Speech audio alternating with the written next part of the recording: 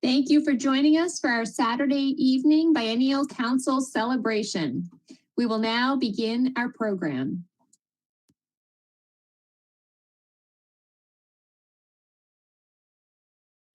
Good evening and welcome to this special gala evening celebrating the generosity and purpose of our members. Dames have always been generous in sharing their time, talents, and resources throughout our 129-year history. Your generosity is demonstrated through your gifts to the NSCDA Comprehensive Campaign to support our mission and to provide a legacy for future generations of dames. We have two special dames with us tonight who want to share the good news of your generosity. Please join me in welcoming Edith Stickney, Comprehensive Campaign Chair, and Stuart Cobb, Honorary National President and Honorary Comprehensive Campaign Chair. Ladies, I turn the program over to you.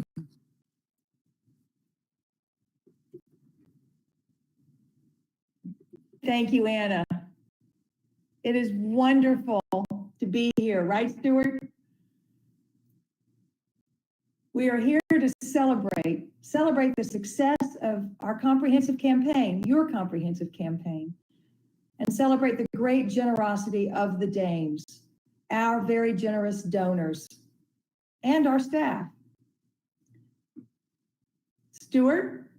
Hi, we are so excited to welcome you all here tonight, but we're always excited, aren't we, Edith?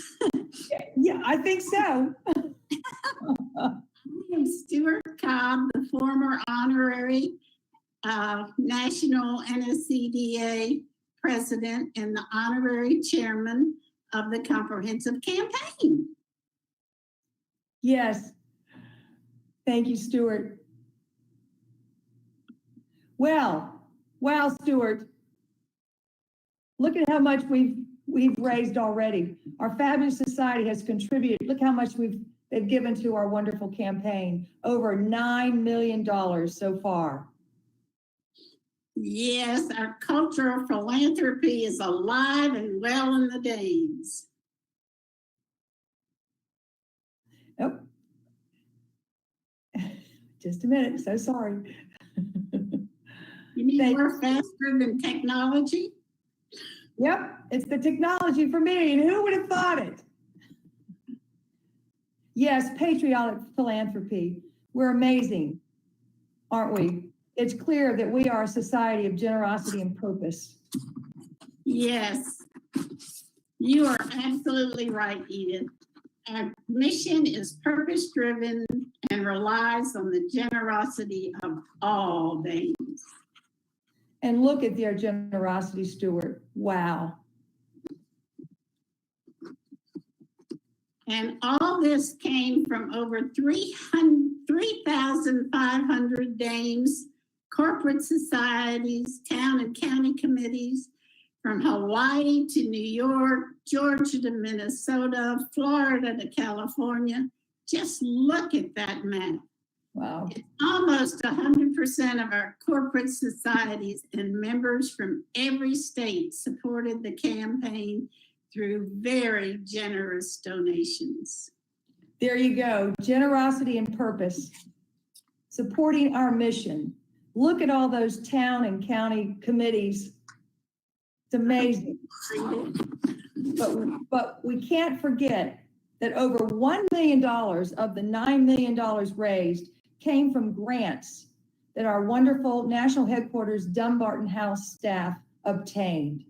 And they've applied for more grants this year. They have certainly earned their keep, huh?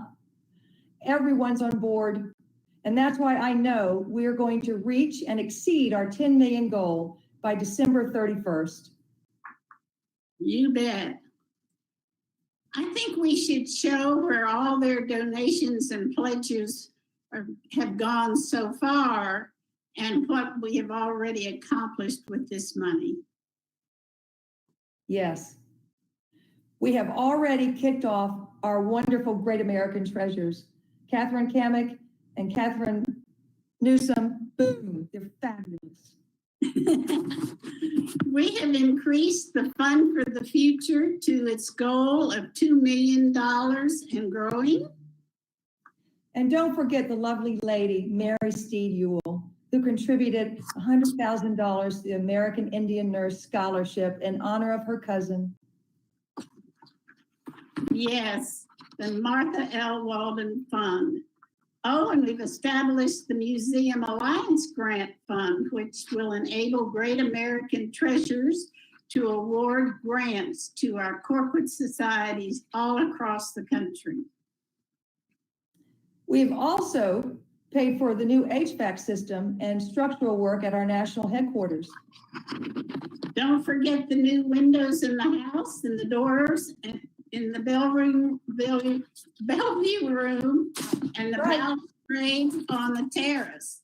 All that great structural work. Are you talking over me? Yes. They do this on the I news. apologize. I don't know how to do it. I don't know when you're talking and I am. Sorry about that. Plus, we are providing more membership services and training for our corporate societies and expanding the scholarships and awards. We are supporting program development through national project committees. Really, the projects identified in our strategic plan. We are mission-driven and supported by the generosity and purpose of our members, staff, and public. Let's show how all these gifts break down. Whoa. Wow, look at that. Do you see major gifts? They have achieved over 108% of their goal. That's amazing. I told you we get excited. Those major gifts volunteers led by Janie Grantham are amazing and they're all over the country, just as they are just wonderful. Yes, they are, Stuart. They are amazing, and they typify every dame in this country, every dame in the NSCDA. We are so blessed and grateful for our great society. So blessed. We are a culture of philanthropy, generosity, and purpose. Now, my favorite part, where is it? Oh, yeah. Just wait for it. Yay! Look at this cake. 4 years ago, it was just a beautiful cake celebrating 125 years of our society. Tonight, this cake celebrates the NSCDA's ability to raise over $9 million to secure our future. We are just inches away from the 10 million that will fund it all. Let's take a bite and celebrate it.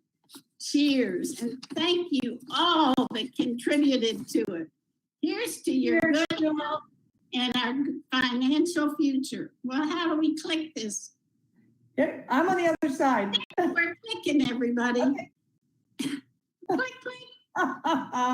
Here's to the dames. Because of you, we're doing it. Well, you're doing it. You, the dames, have done this, and it's just a miracle. I bet, well, even a month ago, we were only at 8 point something, and we didn't know, but we said, by gosh, we're going to be over 9 by the biennial, and here we are, and we'll be at 10 by December. Merry Christmas. Here, here, Stuart. Thank you, ladies. Thank you. Thank you, ladies. What fun. Fun for us. Wasn't that great news from Edith and Stuart? Thank you so much for your outstanding leadership of the campaign. And now it is my great pleasure to introduce our keynote speaker, David Rubenstein, philanthropist and businessman. Mr. Rubenstein is known for his leadership in business as co-founder and co-executive of the Carlyle Group, one of the world's largest and most successful private investment firms.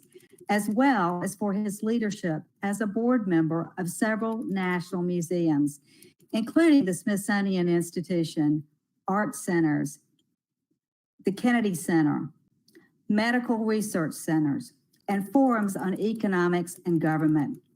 His transformative gifts to the restoration of numerous American monuments and historic sites, the Washington Monument, Mount Vernon, and Monticello, to name just a few, have had a significant impact on the preservation of our history for future generations. Mr. Rubenstein is well known for his passion for patriotic philanthropy, a concept that we as Dames embrace as we carry out our mission of historic preservation, patriotic service, and history education. Please join me in welcoming Mr. David Rubenstein.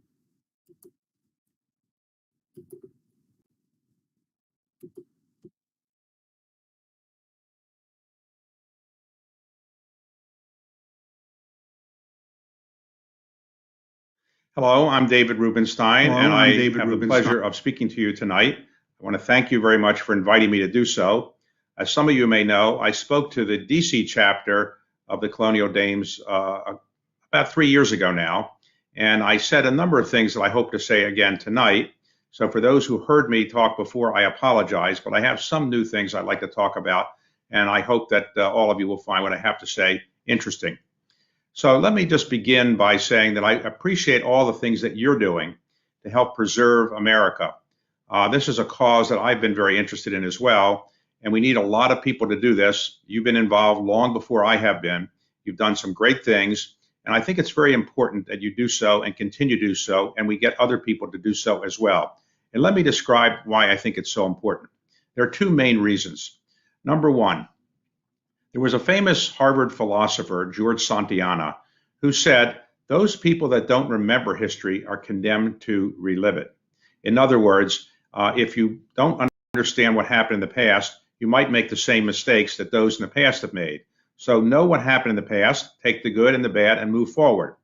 And so I think it's very important that we study history and know history.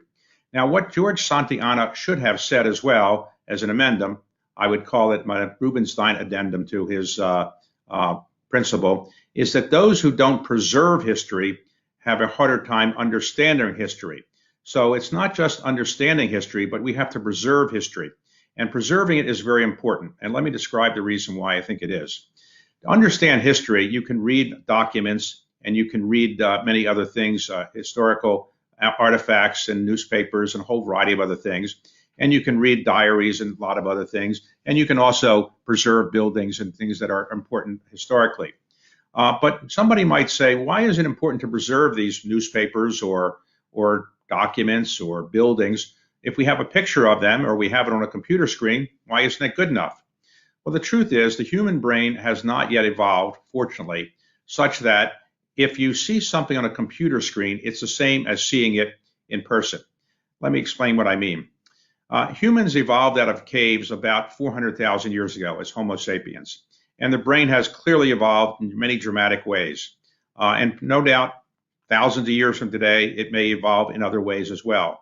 But today, it's no doubt that if you see something on a computer screen, your brain does not view it the same way as if you see it in person. So, for example, if you were to go visit Monticello and you were to know you were going there, you probably would learn something about it before you went there. When you went there, you would probably learn a lot more about it. And after you left, you're more likely to read about it after you've left because you want to learn more. If you just saw pictures of Monticello on a screen, you might not see the same thing. In other words, I think the actual document, the actual building, the actual newspaper, the actual artifact does stimulate the human brain today in ways that may not be the case in 1,000 or 2,000 years from now.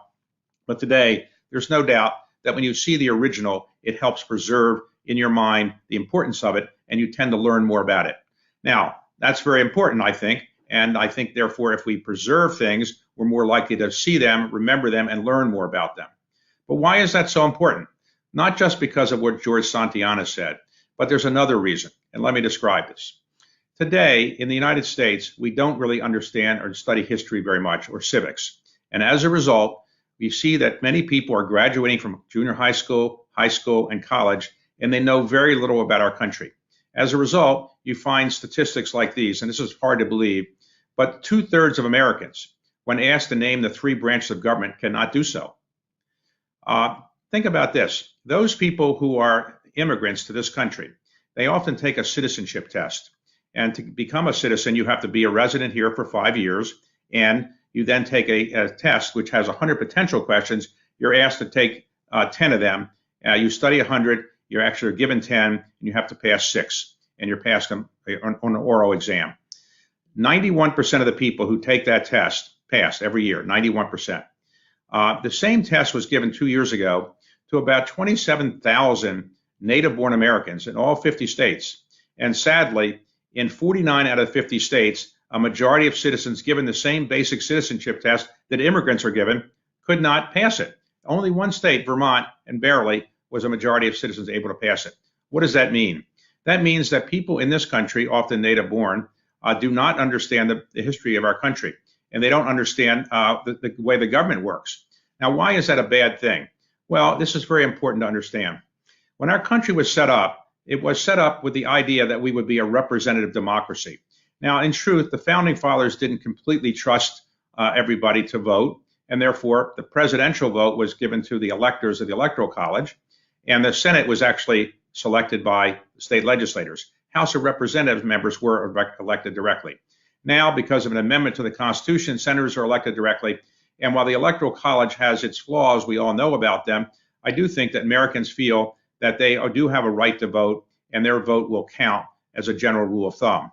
So why is this important? Well, it's important because if you want to have an informed democracy, you have to have people that know the history and the way of the country and also the way the government works. And the theory even the founding fathers had, even though they didn't completely trust the voters, is that you're going to have a better democracy if you have an informed citizenry. So if we have an informed citizenry, we're more likely to have a better democracy. And if we have a better democracy, I think people's lives are going to be much better. So to summarize, I think it's very important that we understand history, we understand government, we understand civics. We should educate ourselves as much as possible. And one of the best ways to do so is to look at original documents, artifacts, buildings, newspapers, things that will stimulate the brain in ways to learn more. Of course, if you visit Monticello, you're not going to be the expert on Thomas Jefferson right away, but it's more likely that you will talk about it, read about it, and maybe go back again a second or third time. The same thing would be true of Mount Vernon or Montpelier or any other historic home that we talk about or that we know about. So how did I get into this, and why is somebody in the private equity world, not an industry well known perhaps to be involved with historic preservation, why am I so interested in this, and why did I get involved? Let me give you the background of it. And I say this not to pat myself on the back, but just to give you some indication of why I'm doing what I'm doing and why I appreciate what you're doing about the same situation. So I grew up in Baltimore. My goal in life was not to be a businessman. It was to get involved in government. I was inspired by President John Kennedy to get into public service. And after I graduated from college and law school, I ultimately went to work for a man who had worked for John Kennedy named Ted Sorensen. He helped me get a job in the Senate, and I worked in the Senate for about 1.5 years, and then I got lucky and I got a job to work in the White House for 4 years for President Carter. When you work in the Senate and when you work in the White House, you do get a sense of history. And I also remembered that when I was in college and in grade school and also in junior high school and high school, my best subjects were history. I was always interested in American history. Perhaps that's why I gravitated to work in government. And so when I left the Carter White House, I went back into private practice. And I would say that I wasn't a great lawyer. Many people told me that. And so I realized I had to do something different. And so I got into the private equity world. I started a firm in Washington, D.C., where I live, and it grew to be a very large firm. And as a result, I was able to have more money than I probably needed for my daily lives or my family's daily life. And so I began to get involved in philanthropy and giving a fair bit of it away. And I was an original signer of the Giving Pledge, which commits those who sign it to give away about half of their net worth during their lifetime or upon their death. I resolved to give away virtually all of it after my children had received their basic education and gotten their situation straight so they could have a very happy life themselves. But I didn't want to burden them with enormous sums of money. So I got involved with my universities, my law schools, colleges, libraries, a whole variety of other kinds of organizations, hospitals as well, medical research. But one thing that happened that was always of interest to me was something relating to history. I didn't know exactly how I could give back to my country by getting involved with history, but I was thinking about it as I was giving away money and getting involved in philanthropic organizations that are more traditional, such as the Kennedy Center or Johns Hopkins Hospital or my university, Duke University, or my law school, University of Chicago. But on the back of my mind, I said, I really would like to do something that relates to the thing I've always been interested in, history and American government. And then something happened, as often happens in life, by serendipity. I was invited by an investment banker to go visit a copy of the Magna Carta. It was at Sotheby's. It was to be auctioned off. I really got there and was kind of surprised that you could auction off the Magna Carta. The curator explained to me, well, actually, there are 17 copies of the Magna Carta. 15 are in British institutions. One is in the Australian Parliament, and one had been bought years ago from a British family that had it in its possession for 500 years and was bought by Ross Perot, who helped the family at the time they needed some financial support. They sold the Magna Carta. Ross Perot put it on display at the National Archives on a loan. He ultimately decided to sell it, and it was going to be sold the next night. I was told by the curator that it was likely to be sold to somebody outside the United States, and it just went off in my head that the Magna Carta, which inspired the founding fathers to draft the Declaration of Independence, and which had so many of the rights that are now embodied in our own Bill of Rights, that this document, at least one of the 17 copies, should stay in the United States. So I resolved to go back the next night and bid on it and try to buy it and put it back in the National Archives. I had not been a participant at Sotheby's before. They didn't really know me. I went there. They let me bid, and to my surprise, I won. When I won, they said you can slip out the side door or tell people what you're going to do with it, but people want to know. Either way, we'll keep it private, or there are 100 reporters who want to know what you're going to do with it.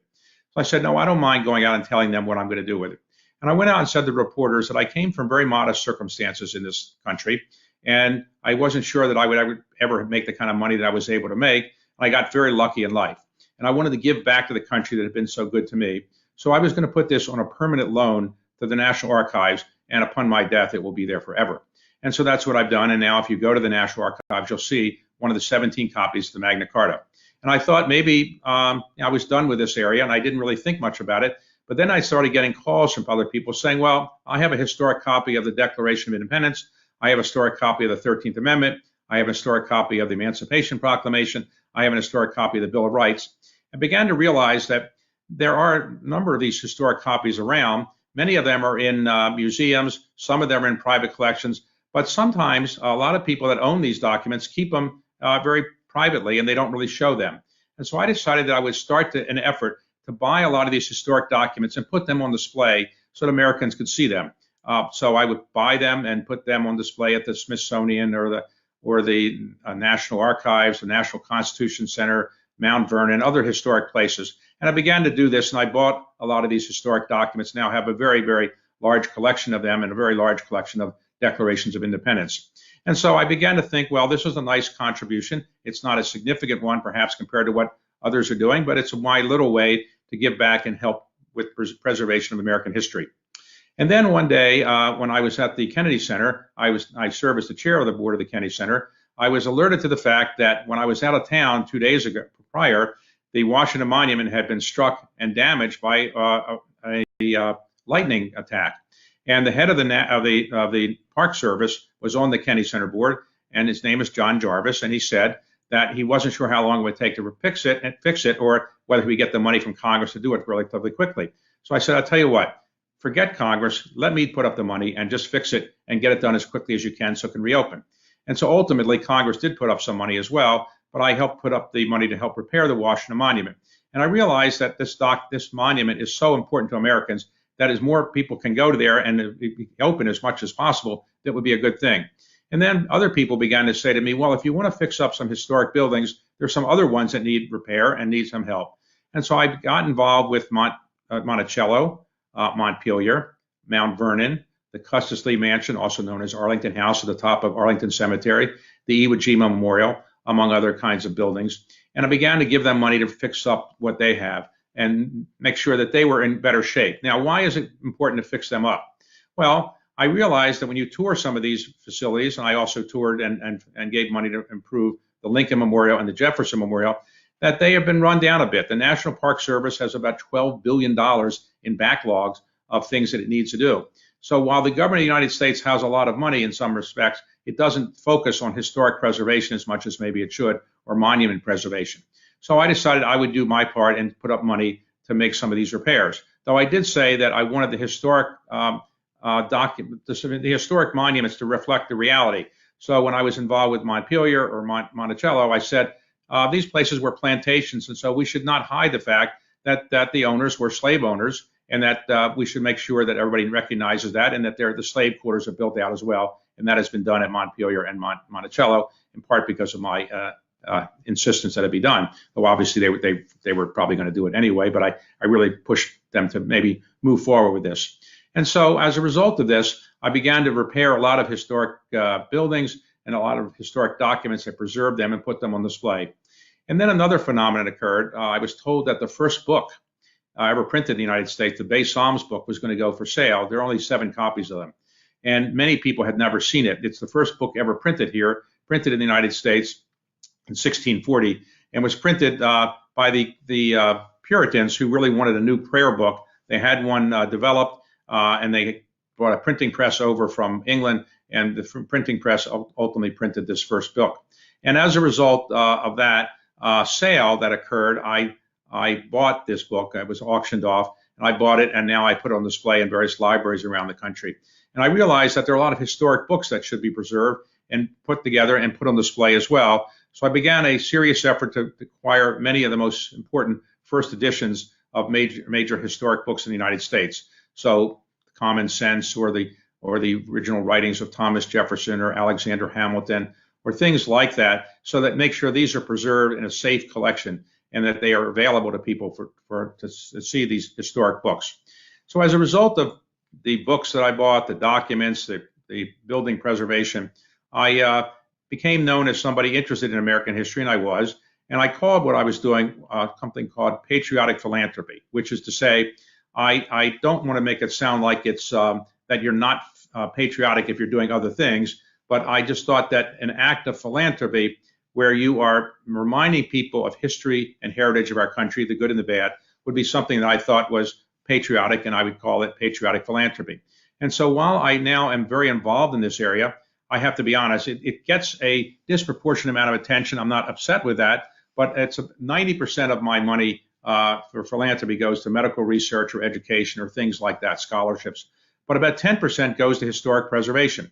It gets a lot of attention because, frankly, not many other people are doing it at the level that I have been able to do it. I have been unable to get people at the Giving Pledge, that group that have signed it, to be that interested in this area. There are many people that are doing important things in the historic preservation area. I'm just one, but I seem to get more attention for it relative to the amount of other things I'm trying to do. But it's just because not that many people are doing this relatively at the level that I've been doing it. So I'm very proud to be doing this, and I hope to continue to do this in the future. But I'm really just standing on the shoulders of people who've been doing this for longer than I have been doing. One of those groups, of course, is your group. The Colonial Dames have clearly done enormous amounts of things for historic preservation and to remind people of our past, the good and the bad. And I encourage you to continue to do so. And I encourage you to think of yourself as patriotic philanthropists yourself, or what I've also called as cultural patriots, people who are helping to preserve our culture in a way that I regard as patriotic. Now, in recent years, and certainly in the last year or so, a new issue has arisen. And it's made all of us involved in cultural preservation think twice about what we're doing. And the issue is this: are we honoring people who did not deserve to be honored? For example, it's been pointed out that George Washington was a slave owner. Should we have the Washington Monument? It's been pointed out that Thomas Jefferson was a slave owner. Should we have the Jefferson Memorial? It's been pointed out that the Arlington Mansion at the top of Arlington Cemetery is really named after Robert E. Lee, who was, if anything, not only a slave owner, but fought very hard to preserve slavery in the Civil War. This is a complicated question. There's no easy answer, but the way I have resolved it is this: if monuments or memorials or things like that are organized and built and ultimately preserved because the person who is being honored did something that is just important to our country's history and is important to our country today, then I think that a monument or memorial is appropriate. I do think that if someone is a slave owner or did something that was inappropriate, if the monument or memorial is not designed to honor the inappropriate thing, then I think it's okay to have the monument or memorial, and you can let people know in documents at the monument memorial or some inscription that this person had done some great things, but also did some things that would not be in today's light or even any day's light appropriate. So I do think we should not tear down the Washington Monument, tear down the Jefferson Memorial, do things like that. But clearly, if you create a monument solely to honor somebody whose sole purpose was to, let's say, have slaves, and that's the reason the monument's putting up, to make sure this person is recognized as a great slave owner, if such a thing could possibly exist, I don't think that's appropriate. And I think those things probably should not stay where they are or should be taken down. But we should preserve history, and we should recognize that there is good and bad in history. And I do think that preserving the best of history is a good thing. When we have people that are not good, but they've done things that are not ones that we're now proud of, we should necessarily learn about them. We don't have to have monuments or memorials to them. So I do think going forward, all of us should try to preserve history, should try to do things that remind people of our history, the good and the bad. And so all of what you're doing is something I'm proud to be associated with, and I'm proud to be affiliated with the same type of cause that you are pursuing. And I realize you do many things more than historic preservation. And I should point out that I am not a person whose ancestors were here during the colonial times. I don't know exactly where my ancestors were, but somewhere it seems probably in the Ukraine or something like that. However, I did get to be an honorary member of the Society of Cincinnati, probably the only person whose name is Rubenstein, who's a member of the Society of Cincinnati. I'm an honorary member of the Delaware chapter, quite proud of doing so. And I was given that honor because I have been involved in helping to preserve things relating to George Washington, who I do think is probably our, really most important founding father. He helped preserve this country in many ways because he served as our first president. He presided over the Constitutional Convention, and of course, he won the Revolutionary War. And I think those are the things that made it clear why he was said at his funeral, he was first in war, first in peace, and first in the hearts of his countrymen. So let me conclude by saying that I'm very proud to talk to you tonight. I congratulate you on preserving history. I congratulate you on letting people know what you're doing. And I congratulate you on trying to move forward with the idea that Americans should know more about the history of our country and more about the governance of our country and our civics. Because if we don't do that, we're not going to have a very good democracy. It's always said that this generation is a good one, and then one coming after us is not so good. George Washington father used to tell him that, I'm not sure that your generation is going to be as good as my generation. That's been going on for thousands of years. People my age are telling their children or their grandchildren, well, you're not as good as we were. The truth is, the next generation is always going to be better than the previous generation. And all of us who are now parents or grandparents or great-grandparents recognize that as the young people come along, they have their own ways of doing things and so forth, but we need to inspire them to make sure they preserve history the way we've tried to preserve history, because we can't do it by ourselves. We have to make certain the next generation is as interested in this as we have been. So make sure that your children and your grandchildren and great-grandchildren also know about what you're doing, and hopefully they're inspired to do some of the same things you're doing. I'm trying to do the same with my children. I have two small grandchildren. I don't think they're old enough to understand what I'm doing, but hopefully if I live long enough, they will know. So thank you all for inviting me. I hope you have a terrific dinner this evening, a virtual dinner, virtual gala. And I hope at some point I can be in person with you where we can talk in together, not through virtual means, but I am very honored to be invited to speak here tonight. Thank you very much.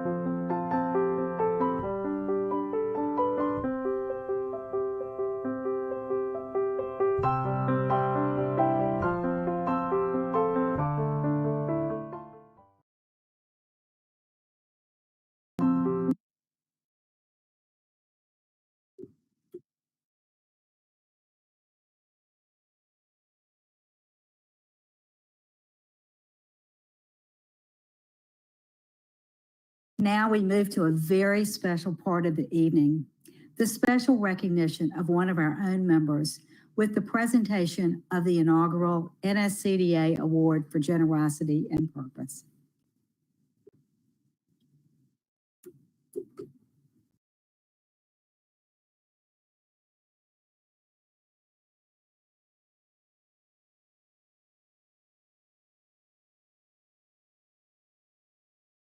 See what this is about.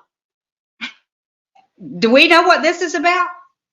I don't know. I'm just praying you all do. I don't. We do. We know exactly what this is about. And we just thank you for trusting us and taking the time to be with us this morning. Because this is going to be such a special part of our Saturday night. And it's as we honor our donors, and we have David Rubenstein, and we have something else that we are initiating that night. And so we are so glad that you have joined us. And I would just love for you to talk a little bit about, because I was with you and at the ad hoc committee when we were first talking about our campaign, deciding if we were going to do it or not. And very early on, you just stepped up, and I know how much the Dames mean to you, and I just didn't know if you might share a little bit about, what this gift means to you and giving it to our society and sort of your love of the Dames. Well, the Dames are part of my family, literally and figuratively. My mother and my mother-in-law and my sister and 3 cousins are all Dames.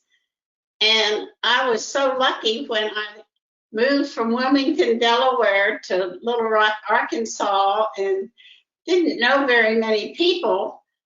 My mother-in-law was a Dame. And so she said, will you go to the meetings with me? Because I had just been made a Dame in Delaware before I left. Anyway, so because my family lives in Delaware and I live in Little Rock, I was always chosen to be a representative to Biennial Council. I happened to be the registrar from the 2nd year I was a Dame, only because my mother's papers were perfect. And anyway, they thought I was a genius. They didn't know I inherited the papers. Anyway, so I would go to Biennial. My sister was a registrar also. My mother was there, so I was there with my family. And then afterwards, I'd go up to Wilmington and visit the rest of my family. But that made the Dames a family. It made them something very important. And since I've been going for 47 years, I really know the history of some of the fabulous things the Dames have done, and just in wonder of what those ladies, the founders of the Dames, they had such faith in a time of the Depression. They created an endowment for Soulgrave Manor. They bought a beautiful house that wasn't even on the market and made it their headquarters. And I've just been blessed to have the advantage of seeing and doing and being in all those places. And anyway, it's near and dear to my heart, and that's what I support, the things that are near and dear to my heart. Thank you, Stuart, for sharing that with us. As we celebrate the generosity and purpose of your gifts to further the mission of the NSCDA, we especially want to recognize our beloved friend and honorary president of the Dame, Stuart Cobb, who has served as honorary chair of the Comprehensive Campaign. Stuart has been tireless in providing leadership and sharing her enthusiasm for the Dames in this major fundraising effort. She has given generously of her time and talents in contacting donors by telephone, email, and with her very special handwritten notes. She has given generously to the campaign from our early studies to prepare for the campaign, and as the lead donor to the campaign. Although we think of Stewart as our treasured dame, her influence and generosity have extended far beyond our organization. She has been a major leader in her community of Little Rock in the areas of health, having founded the Auxiliary for the Arkansas Cancer Research Center and serving on the boards of several foundations to support the University of Arkansas Medical Center and cancer research. Mental health, having served as a lay therapist for an organization that combats child abuse and neglect. The arts, as a founder of Riverfest, Little Rock's premier arts festival, and as the chair of fundraisers for the Arkansas Arts Center and the Arkansas Repertory Theater. Nature, by serving in numerous leadership positions in the Little Rock Garden Club, and as a creator of the major fundraiser for the Arkansas Nature Conservancy. Because of Stewart's generosity of spirit and philanthropic leadership shared with the Dames and her community of Little Rock, her vision for the future of the Dames, and her devotion to the Dames, we are so pleased to recognize Virginia Stewart Cobb as our first recipient of the NSCDA Award for Generosity and Purpose. She is truly an inspiration to us all. Stewart, will you please open your gift? Oh my gosh, yes, it's beautiful. Flowers came yesterday and a card that it says, "Do not open until Anna says I can." To Stewart, with appreciation for your generosity of spirit, your philanthropic leadership, your vision for the future of the Dames, and your devotion to the Dames. Greatly presented by the NSCDA, October 17, 2020. Thank you so much. Now do I get to open this wonderful box? You do. Beautifully wrapped Dames colors.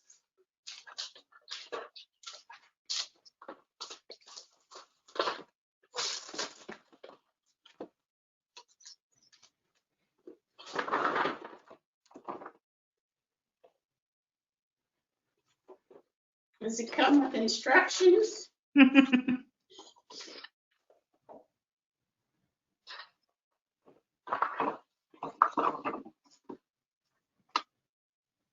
Oh my gosh, I want to drop it. Oh, can you see it? Yes. Oh my gosh, it has my name on it. Oh, how thoughtful, how sweet, and how like the Dames. I just can't believe it. And I got to be the first one. Well, that is my honor, my pleasure, and you know how much I love all of you. I wish we could all be together to do this. Maybe I should take this down to Dumbarton House where they can see it and all. But it's a beautiful, clear play with the Dames logo 2020. Something good in 2020. Well, Stewart, we love you, and you are an inspiration to us all, and we just thank you for everything you have done for our organization. The pleasure is definitely all mine, and we just keep on going. Keep on going. If the ladies could do it in the Depression, we can keep the Dames functioning beautifully and successfully in the 2020s. Love you all. Thank you so much.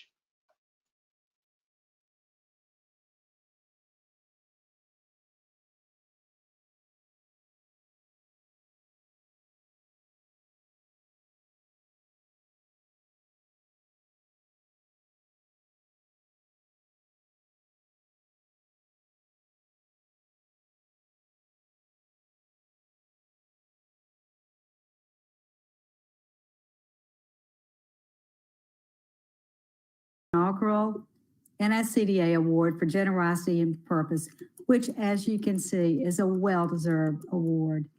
Stewart has also instilled the importance of philanthropy in her children as we received a major gift from them in honor of her last week. Thank you, Bill and Cynthia. What an inspirational evening. We hope that you have enjoyed this celebration of generosity and purpose as much as we have. Thank you all for your support of our mission.